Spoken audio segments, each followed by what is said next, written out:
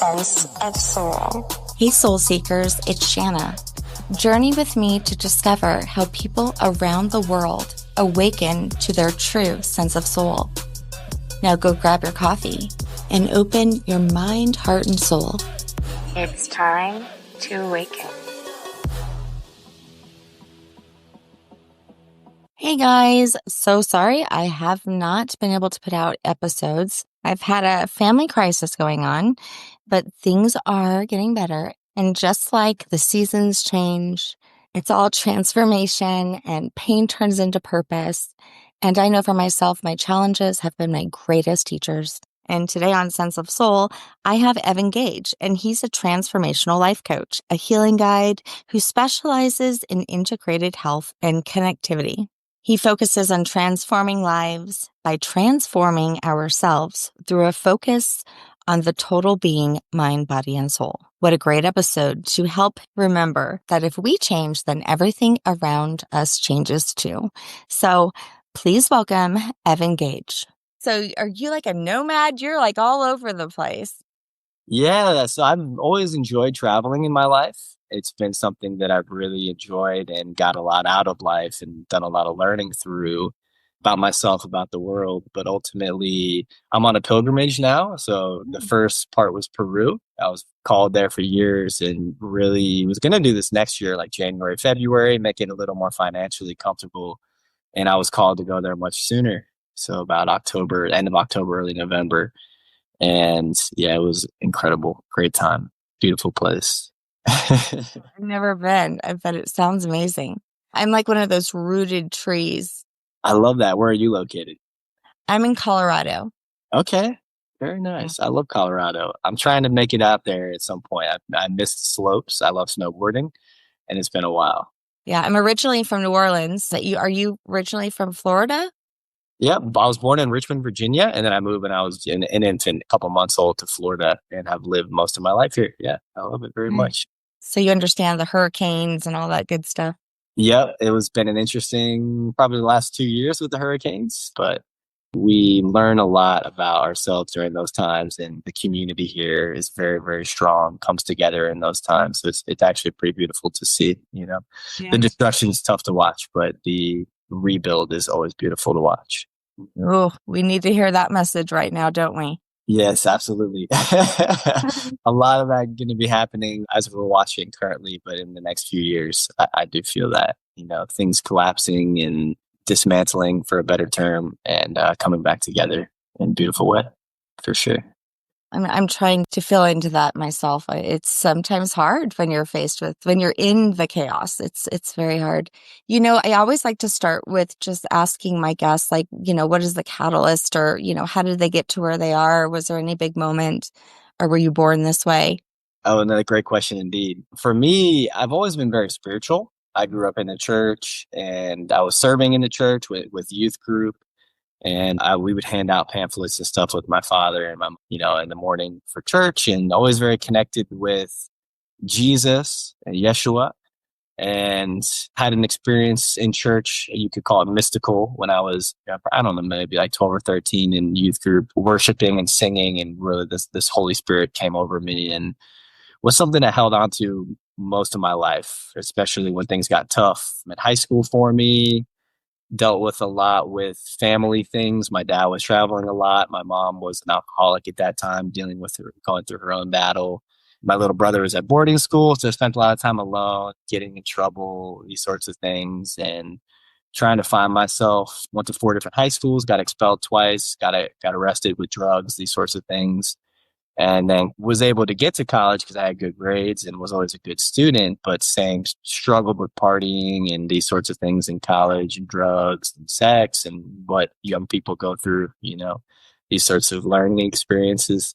Eventually got my stuff together and graduated college with a dream job, working med device, something my dad's done for a very long time, and was traveling, making a lot of money at a very young age, in my early 20s, basically had the world, in my hands, but was just in a very dark place. Was always sad and sacrificed my physical, mental health for that journey to, support this job, which was great. It was a learning experience. I was working in hospitals with doctors and making a difference in patients' lives, but my own life was suffering, and I was still dealing with a lot of the darkness from the trauma and the things I went through in high school. And long story short, my mother passed away. She dealt with a lot of her own, journeys, and she was very service to others, human being, very, very devoted to other people in life, but ultimately not enough to herself, and lost her own battle with mental health in 2018. And when she took her own life, I was in a position of thinking about doing it for my own self at that time. And it was basically my dark night of the soul, my big wake up call that I needed to figure it out for my own life. So it was physical, mental health, and nutrition, getting in good shape. My mental health came back around, and then reading and meditation. I found plant medicines, specifically psilocybin mushrooms, and microdosing through the work of Paul Stamets and Michael Pollan. His book was one of the first ones I stumbled across, and began changing my life through better habits, health, physical, mental health, working with plant medicines, meditation, mindfulness, these sorts of things. And, as I was finding these practices and getting into better health, I was having spiritual awakenings and really connecting with my own beingness and all that is and source, and really finding that connection with God I had when I was really, really young. And then now reading books and philosophies and religions to put words and to articulate all these things I've been feeling. So it's been quite a journey over the last few years, and quite an awakening of the past 2 or 3 years specifically. A lot has changed, big evolution. So. Oh, wow. I've really, your story. Thank you for sharing that. I can feel that authenticity and that vulnerability in that. And I could also connect that, I grew up Catholic, so mine was a little bit more formal. But there was a point where my aunt had gotten kicked out of the church because she got divorced. And which is insane to me. But I remember when I'd go to visit her, because we were in Colorado, I'd go back to New Orleans every summer. She was in one of these churches, like a fellowship church, where they dance and sing. They got a good band, and everyone's like throwing their hands up, and everyone's laying hands on everybody. I mean, and this was totally different than Catholic church. I mean, you could easily fall asleep in Catholic church. It was fun. And I always felt like it met my personality more, and I was interested. So I remember coming back to Colorado, kind of wanting to experience that. So I would ask my parents to drop me off at these fellowship churches, because I kind of was seeking that connection to that Holy Spirit that you mentioned, that feeling.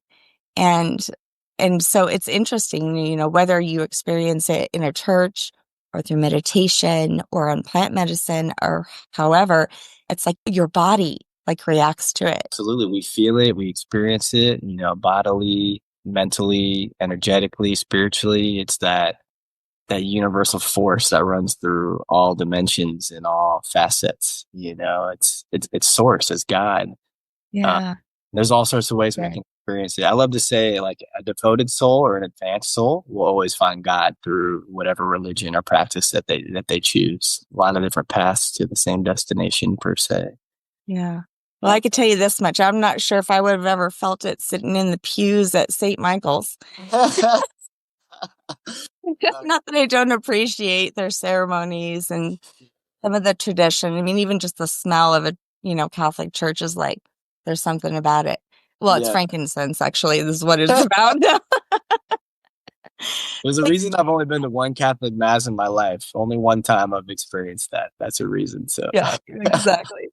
But, I went through similar in my 30s where I'm not an alcoholic. However, I've been an Al-Anon because I've been around alcoholics. So I know the big book and all that good stuff, but I have always been that person. I'm on the other end. So I'm the codependent, and I was always giving more than I ever gave myself.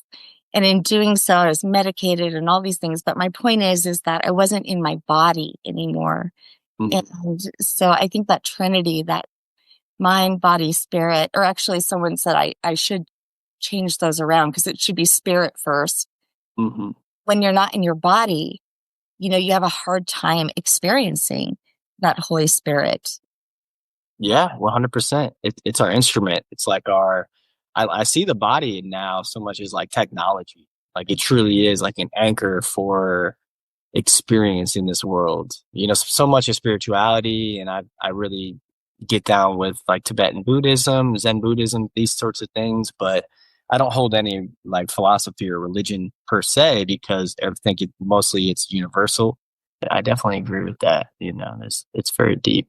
But the body is basically just something we use to experience and to live. And we've all chosen here to be human. And it's not about necessarily transcending the human experience, but to purify it and to bring the spirituality into it. You know, we're all looking to ascend eventually. You know, everything ascends eventually. But so much of spirituality is, you know, getting rid of the ego, getting back to spirit, leaving this plane, leaving this earth. But there's a reason why we're all here. And I think it's really just to become the perfect human, to as much as we can get to that, to bring source here, to become descended masters in our own ways and unique expressions. And that's been something that's been really hitting home with me as of recently, because we all go through that phase where we're just getting rid of the ego and dissolving as much of it as we can. But you know, like what Yeshua taught, I think it is a lot about bringing it into our human form, you know, as much as we can. Right. Mm-hmm. This is my body. That was a big part of his message. Mm-hmm. So recently, over the past few weeks, I've had a lot of stress, and I'm just such an empath. And sometimes I forget that I don't have to carry everybody else's stuff. Mm-hmm. But, it's something I always am working on. But I was experiencing like this nausea. And really just over the past few days, I connected that with worry. Of course, it goes real out for me. You know, it's everyone around me in my immediate life, and then like my state and my country and, the world. And then we're going to go all the way to the stars and, especially in the sun and the solar flares. And all of it is just worry. And when I'm able to breathe into that worry and just give it awareness and understanding of what it is, I can let it go. That's super beautiful. Yeah, I think there's a lot changing right now, a lot of heightened energies, you know, like you mentioned, the solar flares and the geomagnetic storm. There's a lot happening in our physical, in the energetic stratosphere, whatever we want to call it, Zygite. And our bodies are changing. You know, we're evolving. Our DNA is literally changing. Our energy fields, our light bodies, our physical bodies, and I think a lot of this is purge. You know, it's interesting how you can pinpoint exactly what it is as worry in your body, because I think it is a purge. It's us getting rid of these things that are a part of our human experience, but we're transcending that within our bodies currently. And yeah, there's going to be a lot of purging happening in these next few years. Right now, I've been feeling that as well. Having to spend a lot of time outside, grounding, meditating. It's just a lot of intense, powerful energies coming through us right now, I believe. So that's amazing. You're able to sort of pinpoint it, you know. Well, it didn't happen overnight. I can tell you that. I was like, what is up with my stomach? It's been deep. And I'm trying to like track my food, track what I'm drinking in the morning, how, in the order. I was trying so hard to track it. And really it wasn't until I sat with it, where I talked to my body and just kind of stopped using my mind to try to figure it out. Because, we think we know. You just said it, listening to the body and sitting with it, sitting in stillness, meditation. Like this is going to be so important for all of us in these next couple of years. And this is not new for people like who have a practice, like probably like us and many people who listen to this podcast. But for a lot of people, it's going to be the most important thing is connecting, grounding, and time in solitude and stillness and being aware and paying attention to these changes, what's happening, because it's going to be a lot for people who aren't paying attention. Whereas these things are forcing us to pay attention, to go within. It's going to be very interesting for a lot of the world. And that's what we're here for, is to shine a light and remind people to go back within, to be those guides per se. So. I mean, it's like, as much as I think I would even suggest or tell somebody to go sit with their body, like in life, it's sometimes you forget, even though you're not practicing your own practice. And, you're like, oh, You just come home to yourself and you're like, I remember. That's Yeah. that's what it is. Yeah, everything we need is within us. And that's a big part of this age of Aquarius, this age of self-realization. It's self-realization. It's realizing ourselves. Mm-hmm. And we don't need books or new ways to do things that we learned from other people. It's really the more we can go within and spend time just with our eyes closed. It could be meditation, it could be anything, but for me, it's meditation. This is where everything's revealed. This is where we open those channels and we're able to allow these changes to happen, be aware of what's happening, get that internal guidance. I was listening to one of your shorts that you had, and it's funny because I figured this out a while ago, and I thought it was just, so important for people to know that, you could have all the education in the world and be like the dumbest person ever lived. Yeah. There is a huge difference between knowledge and wisdom. Yeah. And over the past few years, like in the study that I've been in, there were so many opinions. They wanted to tell me what it meant, what I was reading, what I was experiencing. And I really had to shut the world out because I wanted to have it reveal itself to me, and then it could be mine. It was a beautiful experience, but I was quite isolated during that time. Mm. I used to call on, angels and guides and all that. None of that anymore. It was really truly as if I was just me and my higher self on this journey. It was like for 2 years. It was very interesting. And then coming out of it, like talking to people who had opinions, and we saw all of these connections, and it just, I don't know, it was really beautiful, but I've never done that before. I was always like, oh, this book is, it has all the answers. And so I'm going to believe this, but I think coming out of religion, I didn't want to put myself back into a box where everyone told me what to believe. Yeah, 100%. I think we all go through that part of our journey where we're trying to figure out things, and it requires a lot of reading books, and we probably connect a little more with certain information over other information, maybe based on our past lives, maybe based on just what we're interested in this lifetime. But yeah, I think what's changed right now, it's changing a lot now in the next couple of years, maybe the past year, especially, is we're learning that once we get enough information, there's no more knowledge that we need. Ultimately, we are connected to the source of all information and all wisdom. And when we go inside, or when we do our spiritual practice and when we're following our passions and joy, for me in life, it's really following joy, is when we can embody these frequencies. And because source, God, our soul, chose to come here and be us, the unique expression that we are. And the more we get attached to these things outside of us, knowledge, practices, books, and they may not be serving us, they may just be actions. Yeah, exactly. And we can get attached to those things just like anything in life. Yes. And we have this knowledge and information within us. And I'm going to say go within quite a bit. It's what I'm Yeah. saying a lot nowadays. But it truly is the most important practice that we can do, because our path, our practice, whatever it looks like for our own evolution, is ours. It's unique and individual and very important. Mm-hmm. It's just so interesting how it's hard to rewire your brain to, because, I was thinking about this the other day. Every system has tried to pull us away from that. It's a battle on the outside, but in the inside, it's ease. Mm-hmm. Yeah, I love that. Yeah, there's my mentor.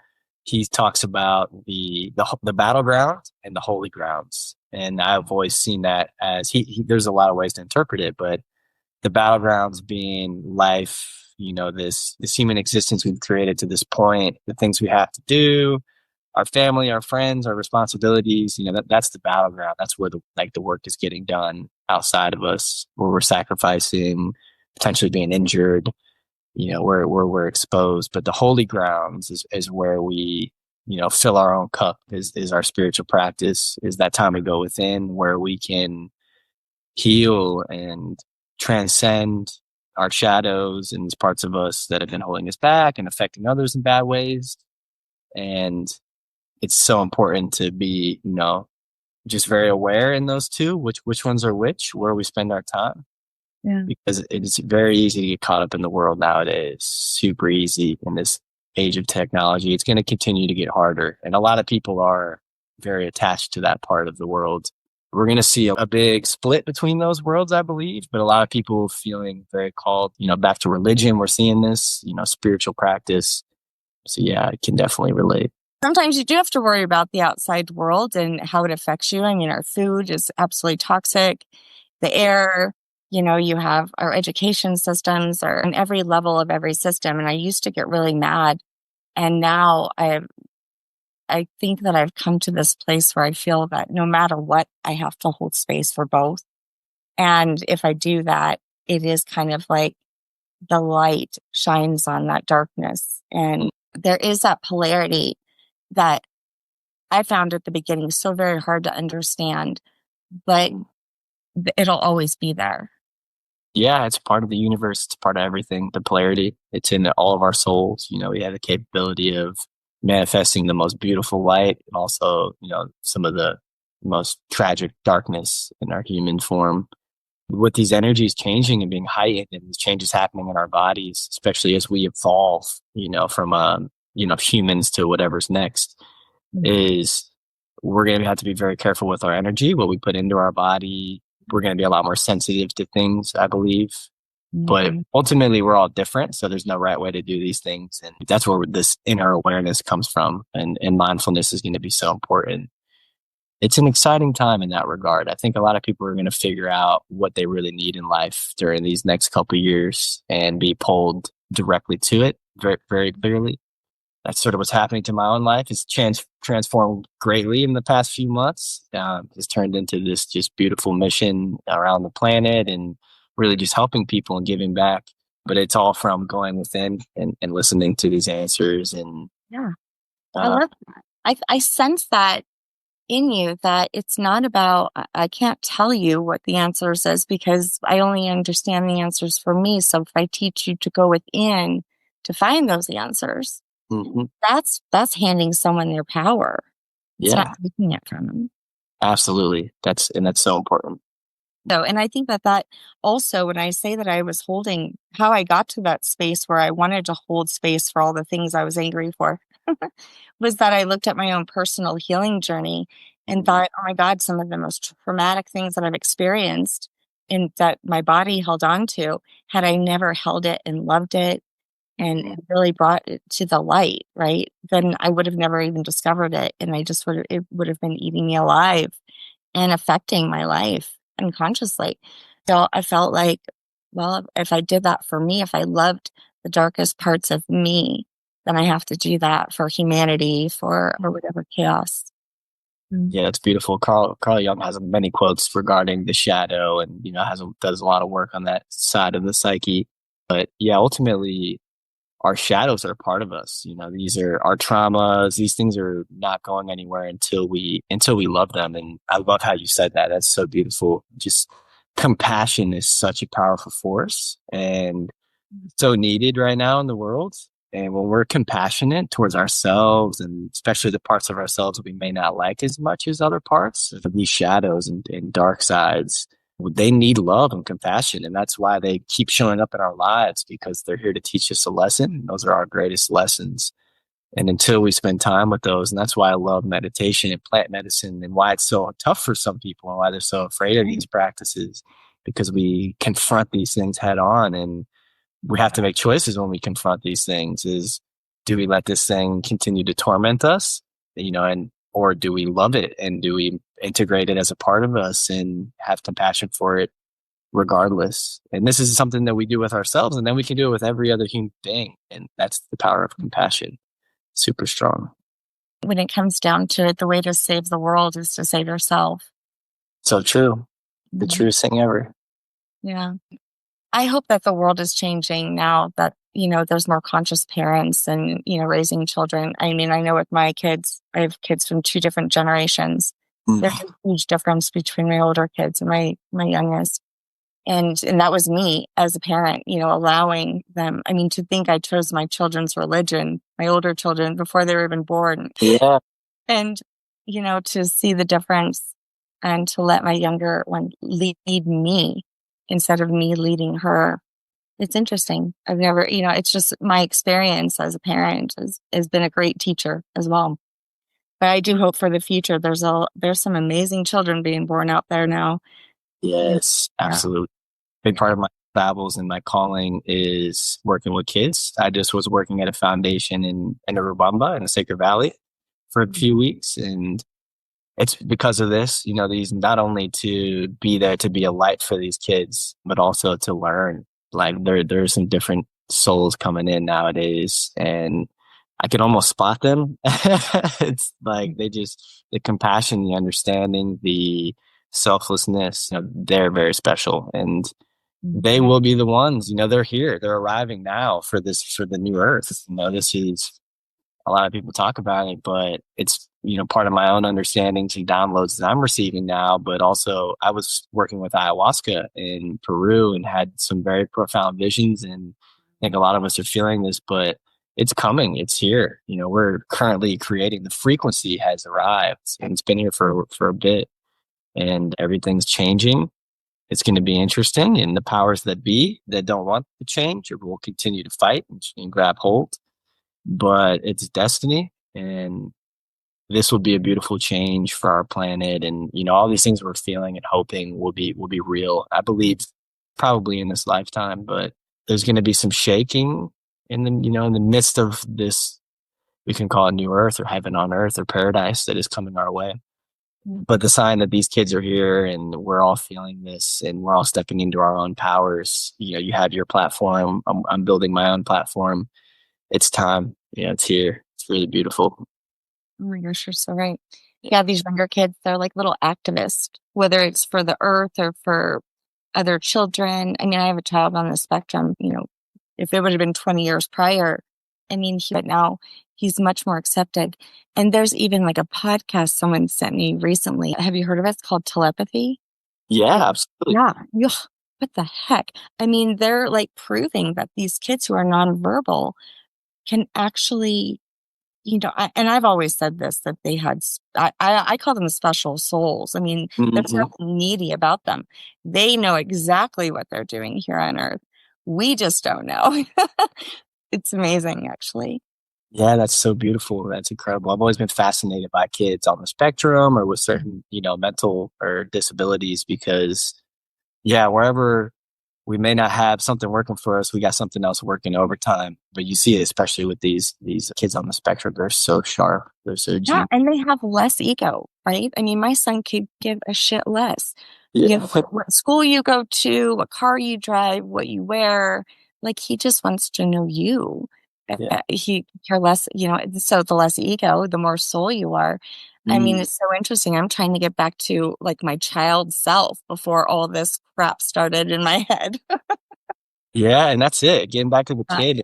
These kids, they just maintain it and embody it so deeply. And just they remind us, they teach us so much. That's really beautiful. I love how you call it special souls. It's so true. Yeah. It is so true. So when you're in plant medicine, you're kind of in that space too, because your ego's kind of stepped back and just allowed your limitless soul just to be free and to experience without, do you have sometimes, you said there's sometimes your shadow that will show up in those spaces. And so you can either reject it, which would make a very bad trip, or you can, embrace it and be open to heal. Yeah, absolutely. This is one of the biggest lessons I've learned from working with plant medicines, and I've worked with a lot.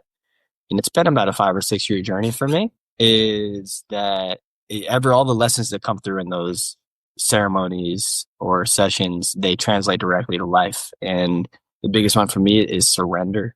And they force us to surrender and internal surrender to ourselves, surrender to all that we are and all that is. And it's been a huge impact on my waking life and my conscious life, because it's allowed me to trust the universe and trust great spirits, the plant spirits, our angels, our guides, source, all that is our higher selves, that just to fully trust, like have zero doubt or fear or anything, anxieties about anything happening outside of me, because everything is happening how it should. And everything's been written, we're basically, Robert Edward Grant says the free will is the destiny of the higher self, which I really love, because I feel like we're just here living out this experience for our higher self, for experiential learning. And when we surrender to that, the more we become aware of it by going within, by meditating, plant medicines, once we realize we truly are this eternal soul that continues to evolve and learn in different dimensions, and we're super multidimensional, and all this information and knowledge and wisdom just allows me to surrender. Like, I just have faith in it all. Everything's source. Everything works for the good. If I can keep my frequency in a good state and positive state of light, then everything else will be taken care of. And so surrendering to these medicines and my higher self protecting, my angels protecting me on these journeys in different planes through the plant, medicine ceremonies and such, has allowed me to surrender to life in just such a deep way, where the synchronicities and the opportunities, everything's happening how it should, and everything makes sense now. And I don't have to know everything, but I understand everything's working in my favor. Surrender has been the big one for me. Absolutely. Good reminder. So true. Mm-hmm. So you just mentioned that, whatever you've faced and surrendered to in your plant medicine journeys, you've brought back into this life. It's helped you in your daily life as human. Is there any other things that kind of intertwine with your journeys? Like you mentioned also sometimes that you have guides. Or I don't know, you said angels. Yes. So yeah, they don't speak to me very openly. Like, I don't hear voices. I do hear my own higher self in a voice, but they're very, very open with communication in my sort of my waking life, and I see signs very clearly. For me, it's also birds. A woodpecker is a very, very prominent guide in my physical experience. I see woodpeckers, and I could sit here and go for 3 hours about the synchronicity, even in the past year, of these woodpeckers. But birds, larger birds of prey, hawks, eagles. I had a moment with a condor on the mountaintop in Peru. It just flew right over my head after ceremony. It was absolutely incredible. And of course, they always come with those sensations and feelings of knowing and the connectedness, which, allow us to figure out exactly what those signs are. But I see white feathers quite often, and quite convenient at the right times, always. Sometimes it'll just drop from the sky in front of me, and a lot of times this silver glitter that will appear on things. It could be a couple spots or just like a little bit. So I do have these physical manifestations that remind me that I'm being guided, which is always comes at the right timing, and very grateful for my awareness of these things. It's very beautiful. Obviously, the numbers and, like that is quite often. And then I have been, as of recently, and what happened in Peru during some of my ceremonies is I became a channel for a lot of these frequencies, but also information and codes. And I was basically being primed. Like, my body was expanding, every part of my beingness, to handle these new frequencies coming in, which is I'll be bringing to these places I go to, but it's flowing through my work now as well. When I work with people, life coaching, health coaching, meditation.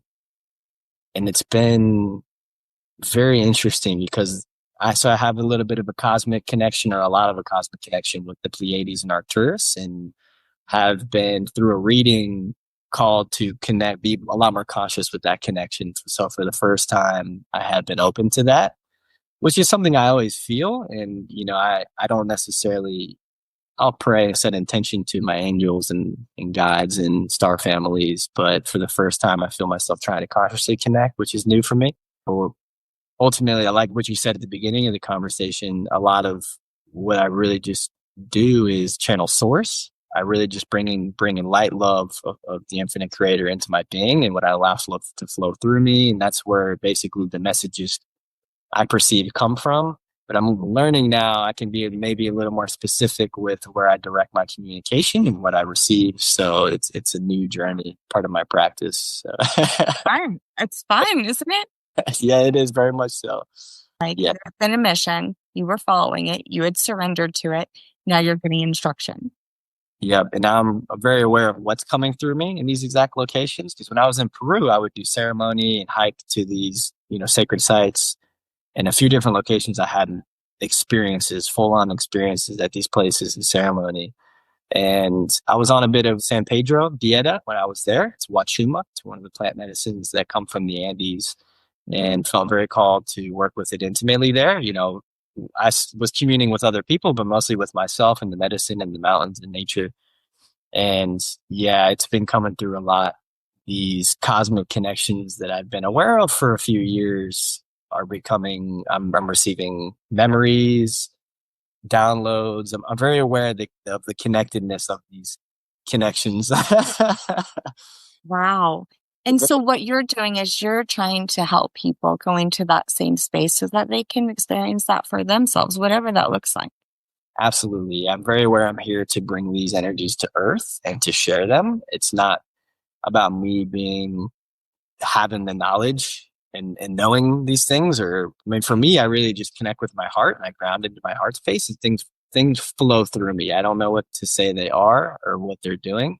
Yeah. And that's basically what, if I stay in a state of joy in my heart space, the job is being done. But it's quite an honor to have these realizations. And it's just more things to support the purpose, where I'm not so pulled to the material things and things going on in the world. Obviously I care, but I've become very focused on the purpose and the mission, and that I'm here basically just to be with people and to share, this energy, whatever comes through, just to be joyful and share joy and love, just like we're all trying to do. So I love that community seems to be an important part of your journey, because as much as this is an individual journey, that's the one thing about, I think, church and stuff that would be lost if religion completely went away, is, that sense of community. For sure. And there's a part of every journey that solitude is so important. And I think for my first 3-4 years of truly studying and stepping into my spiritual path, it was alone. It was spent a lot of time alone in solitude, and it was very important. But ultimately, we have more power together. Our collective gifts and energies when we come together is so powerful. And I felt the call to find a community. So here in St. Pete, near Tampa, there's a beautiful spiritual community, which I've met some, soul family, just some really special people. And then also when I was traveling, connecting with these people on these very similar pilgrimages at different parts of their journey on those same frequencies. And I'm realizing how important it really is for us to not only activate things within ourselves with other people and to share and spread that love, bring the love together, but ultimately we're also helping the earth grid and, raising the vibration of the entire planet when we come together, because we're very powerful individually. Some souls on this planet are very, very powerful. Every soul is eternal and powerful in its own way. But there's some here that are on a very specific mission. And when we come together, when we're brought together is a better way to say it, amazing things happen. And it's hard to explain what it is sometimes, but I can feel it when I'm in these sites with some of these people that I've connected with recently. Actually, it almost reminds me of like the syzygies of the Gnostic Gospels. They're these aeons, but they all have their counterparts. And, in different Gospels, there's, different numbers of them. But just say for like instance, one is there's 12 of them, which Sophia wisdom is the 13th. But each one of them has their own characteristics. It has, they're all archetypes. They get together, we all need all of those things. And so it's so funny how everything always is like, could be for everyone, but also is really just your individual journey. So I think it's so important to go inside first, really truly find that, and then you see it outside of you. Absolutely. Yeah. Do you get me? Did I just say that like so complicated? No, you just hit it right on the head, I believe. Because I know I can say, I'm a visual person, so I see everything and it's hard to sometimes put words to it. Yeah, no, it's beautiful. Like we truly do have our own gifts and purposes. Like we're all like an individual code, and it could be light, sound, frequency, whatever it is, but we all are this individual code. And we have power to unlock things within other people, within places, and vice versa. These things and people can activate us, and it's all very specific to the situation. And that's why it's so important for us to get together, and we're called to go to these places where we meet new people and to answer these callings, because it's our soul telling us where we need to be. And now we can do it like this. We can connect via Zoom, and energy transcends space and time. So it's such a beautiful time and I think it's going to be a big proponent of this new age and new earth coming and sticking and becoming something that lasts, a long time. That, other golden ages that collapse, Atlantis, Lemuria, they're no longer here for whatever reasons. But I think this is the one that sticks because of this interconnectedness and this awareness, this collective awareness that we've all stepping into. I think also it's just that time in the cosmos. But yeah, it's very important that we are sharing. That's why I'm called to do these podcasts. It's time to share. It's time for us to share our stories, but also these energies. And someone's getting something out of it somewhere. That's how I always like to think about it, even if it's one person. So. Yeah, that's right. It's funny. I had a friend, Angela, who I met through podcasting, because that's another beautiful thing. Mm-hmm. And she was like, let's do like a plant ceremony. Let's do it on like via Zoom. Have you ever heard of anything like that? Have you ever done that? I thought, wow, that'd be so fun, because she lives out in Nevada somewhere, and I'm in Colorado. Maybe we could get together, not too far, but just for convenience. And I just thought, wow, I never thought about it. Yeah, it's very interesting. Something I've been thinking about actually as of recent. Yeah. I do work with people in ceremony and with a couple of different medicines, and it has been something that I've been thinking about. It makes sense.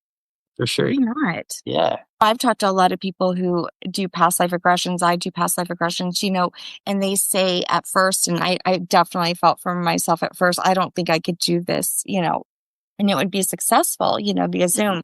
But I've had some of my most powerful sessions via Zoom. It's true. Energy has no distance or time and space. So absolutely. I did my first session of something of psychic origin via Zoom a couple of days ago. It was an Akashic reading friend I met in PSAC in Peru. And yeah, it was super powerful. Like immediately I felt the energy and we both dropped in, and it was one of the more powerful sessions I've had actually. So it was a surprise. Yep. A nice one. Yeah. I'd say being a client as well, and also facilitator. There's been just as powerful experiences than in person. So I wonder if plant medicine will go that way, or maybe you'll be the big one that brings it out. Yeah, that's duly noted. I'm going to take that one to the board for sure. That's beautiful. Yeah, sure. I love it. So tell me about this podcast. I'm feeling a calling to share more long form, really let things out, channel per se, and just let things flow. So yeah. Yeah, I am God, my body just feels it. Like social media is just not my space, like whatsoever. So, and actually you said something on another short that I listened to. I love your shorts. So I'm excited about your podcast to listen to more. You said something about how we don't like change, or we don't want to come out of that comfort zone sometimes. Like it's really hard. I've been doing the same thing for so long, and it's time for me to change. And change has always been a hard thing for me. Definitely one of my shadows that I need to confront it and just say, change is okay. I will be safe. I need to surrender. But, it's a hard one. And right now there's going to be a lot of transformation. You're a transformational life coach. So any suggestions on how, to get into a space where I can feel safe, to change? Yeah, absolutely. I love saying this, but the only thing permanent is change. Change is such a part of life, such a part of the universe, such a part of nature. The only thing permanent is change. Yeah. So I'm not sure where I first heard that. I like it. It's very beautiful. It's something that I use with a lot of my clients because it's something that I do very often to remind myself because, ultimately, we've separated ourselves from nature. That's part of the problems we're dealing with humanity in the world right now. A lot of what's happening now is getting back to nature, to our true nature, our divine essence, but also as a part of Mother Earth, that we are literally nature and with this soul living through it. It's a really beautiful miracle. But looking around, taking the time to slow down and spend time in nature is seeing the changes and the harmony that exists within change. Everything's connected. Everything happens for a reason. I truly believe that, and for the greater good as well. But it's going to come back to that word surrender. If we can just surrender to the fact that we are literally nature and that changing is just something that's always happening, the more we're not in change or allowing change to take place, we're fighting it. We're fighting nature. And we feel it as, we feel comfortable. The physical body's comfortable, maybe the mind is comfortable, but the soul begins to get restless. And we feel that, that's deep. That's something we can't avoid. We do our best to numb it and to be comfortable with everything we do in our lives, which is okay. The things that make us comfortable can make life easier or more enjoyable. But yeah, we can't forget that we are nature and it's our destiny to change for sure. I am a Taurus, so, I am deeply rooted and stubborn and stand firm, right? Mm-hmm. However, the tree goes through all 4 seasons. And, yeah. I'm a Taurus moon, so I vibe. Okay. Yeah. Love it. I'm excited to, listen to your podcast. What's your podcast called? SoulFull Podcast with 2 L's. So like SoulFull Podcast. Ooh, I like that. Yeah, thank you. Full of soul. Love it. Call my health coaching platform or mission is SoulFull Living. So SoulFull Podcast, and next year as well, or this year, I guess now, is SoulFull Adventures, which will be some retreats and things like that. So lots to come for sure. And Evan Gage, EVANGAGE, SoulFull on Instagram, on YouTube, TikTok. Yeah. Thank you so much for spending this time with me. Yeah. Thank you so much for having me today and having this platform for beautiful souls to share and for all of us to come together. So thank you very much. Sense of Soul. Thanks for listening to Sense of Soul podcast, and thanks to our special guest. If you want more of Sense of Soul, check out my website at senseofsoulpodcast.com. It's time to awaken.